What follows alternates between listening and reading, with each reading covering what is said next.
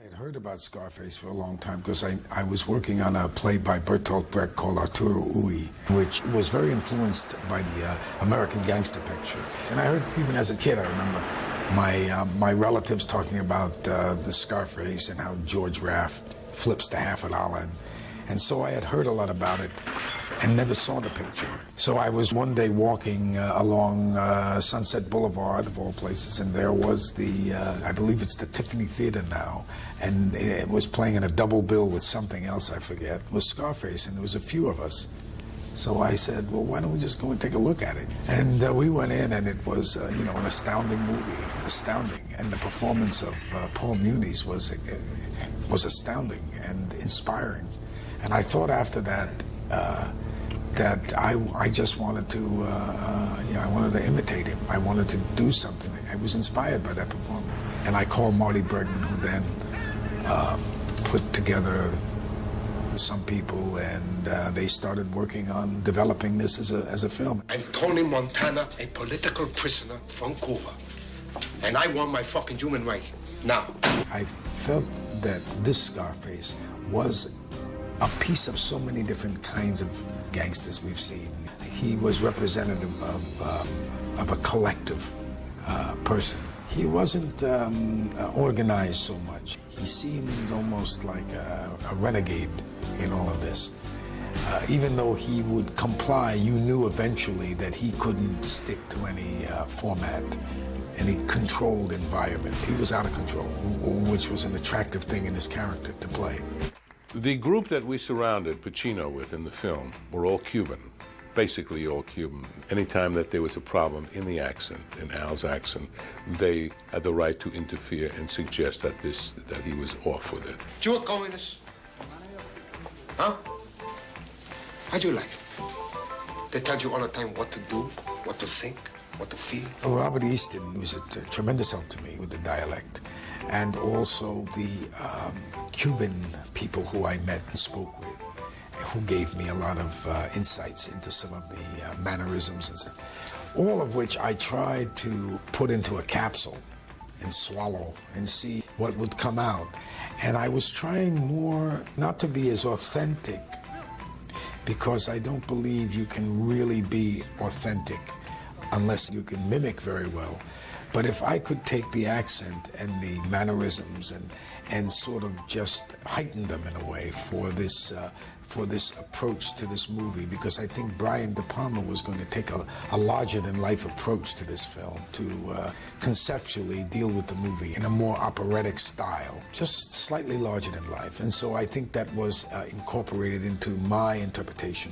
Al did a lot of the interesting things. When I first met him, we were doing some screen tests. We were testing Michelle Pfeiffer and other ladies. And then after we finished that day, he said, Johnny, can I ask you a big favor? I said, yeah. He said, only speak Spanish to me once we start the movie. I said, really? Why? He said, I want to hear Spanish. And he said, maybe I don't understand, but just talk to me in Spanish.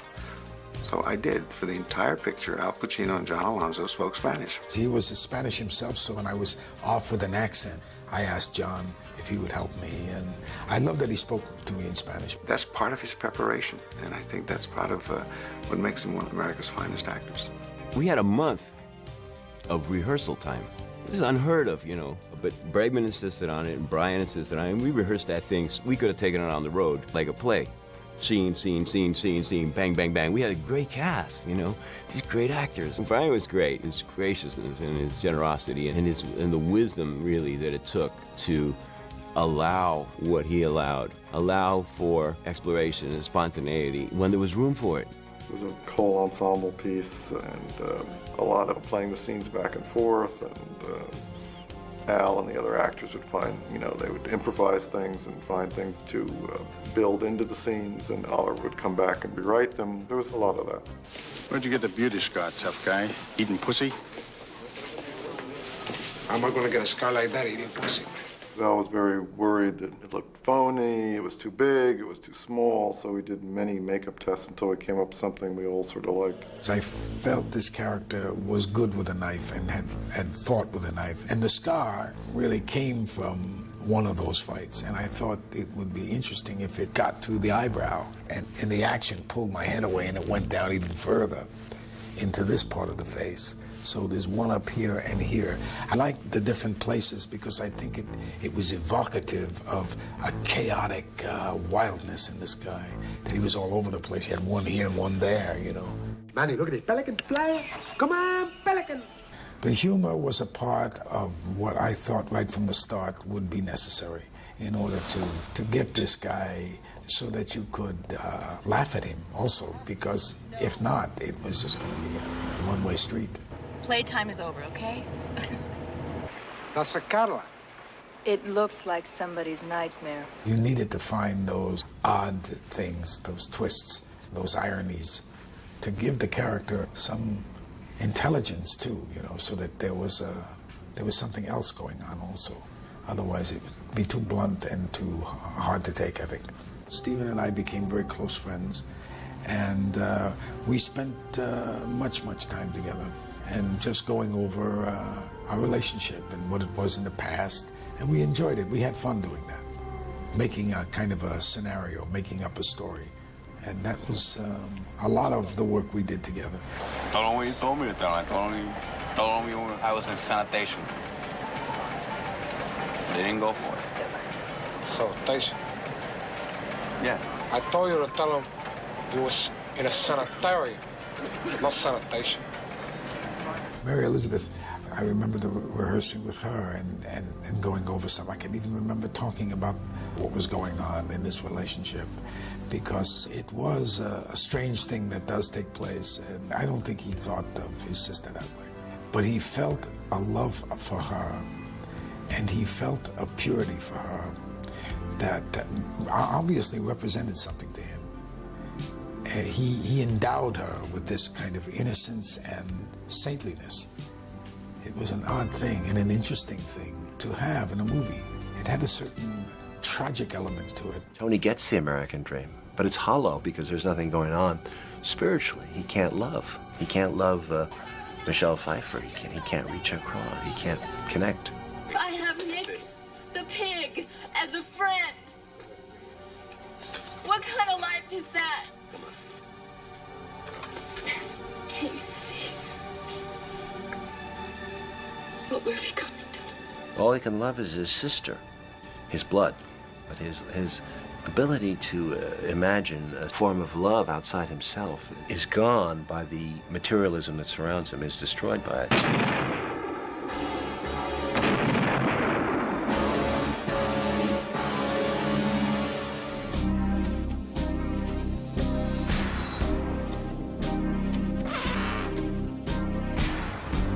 I thought that Al reminded me always of Humphrey Bogart, with that kind of narrow face and those kind of nervous eyes of his. And I thought that it'd be a great finale for him to be buried in a mound of gold dust or cocaine, you know, like just crash into it.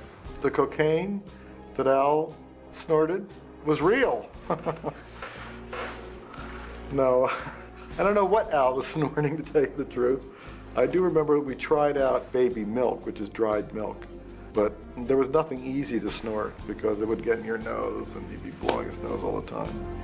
But I never snorted, so I can't really attest to what it was. I don't like to give away that secret because it takes away from somebody's belief. You have to have a secret. I mean, that's part of what we do. The only memory I have of that is putting myself in a kind of trance-like state, because I was in a coked-up state as the character. So I found myself every day going into this room with all these guns and all this smoke and all this hell, actually, and I would put myself in some kind of give myself a kind of mantra and just go in, bite the bullet, and spend the 12, 14 hours there every day in, day out, just shooting that sequence. Say hello to my little friend!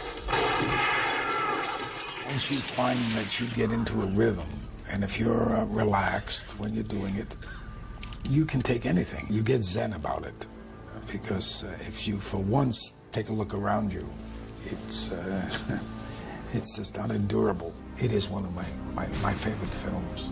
I felt that what I started out tried to do with that character, make that character in a way, and this sounds strange, I know, but I picked the 2 dimensions, not 3 dimensions for this character. This side and that side. And I went with, sort of tried to go with the glow, and say, this is it, this is what you see.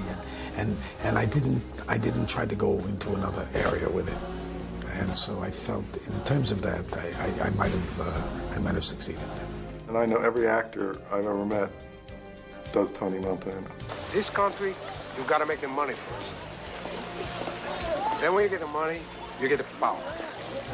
Then when you get the power, then you get the woman. Whether it's Bruce Willis, who does an incredible Tony Montana, or Tom Cruise, who does an incredible Tony Montana, or Alec Baldwin. I mean, they all do him. I mean, it's like, we used to do Marlon Brando and On the Waterfront. It's such a audacious character with such wonderful lines. And Al did such an incredible performance that, every actor in the world loves to play that part.